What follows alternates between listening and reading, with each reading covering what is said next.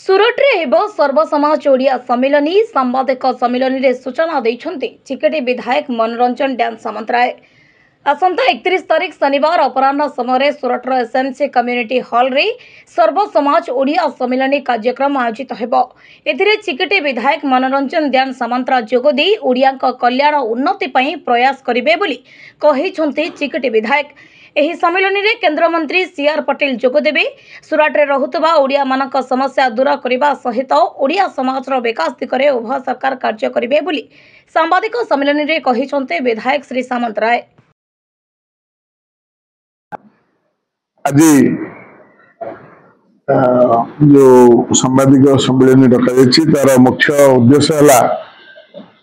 जे आम ओडिया जहाँकि निजर संस्कृति सब गर्व अनुभव करे आम भारत वर्ष समस्त प्राय समस्त राज्य जी जो आमर संस्कृति परंपरा को चाली चलन की नहीं आम समस्त गर्व करूँ। तो आम राज्यर जी जो राज्यर जिते राज्य अच्छी आमर ओडिशार जिते राज्य अच्छी जी जो बसवास करते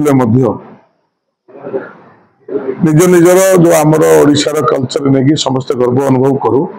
तो यही परिप्रेक्षी आसंता 31 तारिख शनिवार दिन गुजरात उधना सूरत निकटस्थ गोटे ओडिया सम्मिलनी आयोजन होउछि जहाँकि सर्वसमाज ओडिया तरफ आयोजन करा जाउछि जो मते सेठी निमंत्रित करा जाइछि। मु से कार्यक्रम रे जोग देबी जोगदेवार मुख्य उद्देश्य है जे मु सब मोर कल्चर को लेकिन गर्वित मोर चेष्टा रही जिते जो जाए भारत वर्ष कहतु जदि भारत वर्ष बाहर को गले जो गले आम ओडिया लोक जो थे मो ओडिया ना मो निर्वाचन मंडली कहतु मो गंजाम जिलार लोक कथा कहतु जो थे समस्त सहित संपर्क करने को सब चेष्टा करे। तो आज गोटे मु सुजोग पाई जे सूरत रे जो आमर प्रवासी ओडिया माने लक्ष लक्ष संख्यार रोचंदी गुजरात रे जो आम सहित मोर गोटे परिचय हम भेटघाट हम से जो सम्मेलन होउछि सेठारे मध्य मान्यगण्य बहु मान्यगण्य व्यक्ति गुजरात रो सेठारे जोगदेवार कार्यक्रम रही विशेष करके केंद्र मंत्री सीआर पाटिल जलशक्ति मंत्री से जोगदेवार कार्यक्रम रही से जो उधना विधानसभा अच्छी से जे विधायक अच्छा मान्यवर विधायक आमर मनु भाई पटेल तो सहित जने आमर वरिष्ठ जन कार्यकर्ता से जोगदेवे। तो से जो कार्यक्रम को जीवु सबुठ बड़ कथा है आम ओडिशा रे जिते राजनीति आसे जिते भोट आसे तो सब सूरत को लोके मन पकाते। तो विभिन्न समय विभिन्न नेता माने जाइए सेठी राजनीति करके आसंदी कि बर्तमान निकट भविष्य में कौन प्रकार इलेक्शन नहीं किसी नहीं कि मोर महत उद्देश्य है जे नुआ सरकार आसला जिते इलेक्शन पूर्व समस्ते जाकि भेटघाट होकर आसछन्ती किंतु इलेक्शन सरला वर्ष होगा जाउछि। तो आम ओडिया भाई मानकर कथा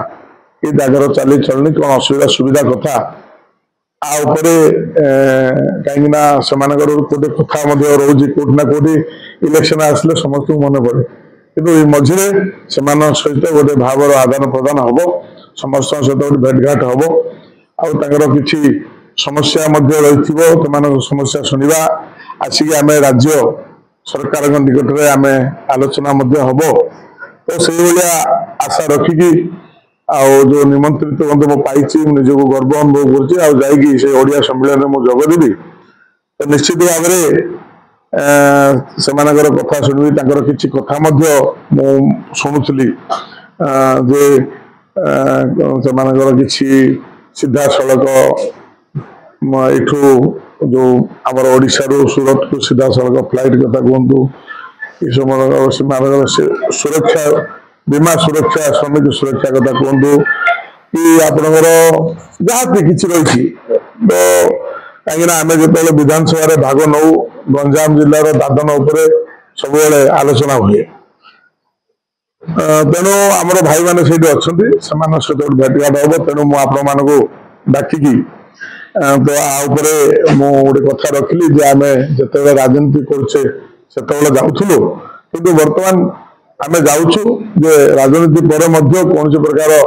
न रखिकी आमर ओडिया भाई सहित भेटघाट होगी आमर सरकार उपलब्धि एवं तांकर कौन समस्या ये सब कथा आलोचना हम से आशा रखिकी आज राति सूरत अभिमुख जाऊँगी 31 तारिख सन्धार सेठार कार्य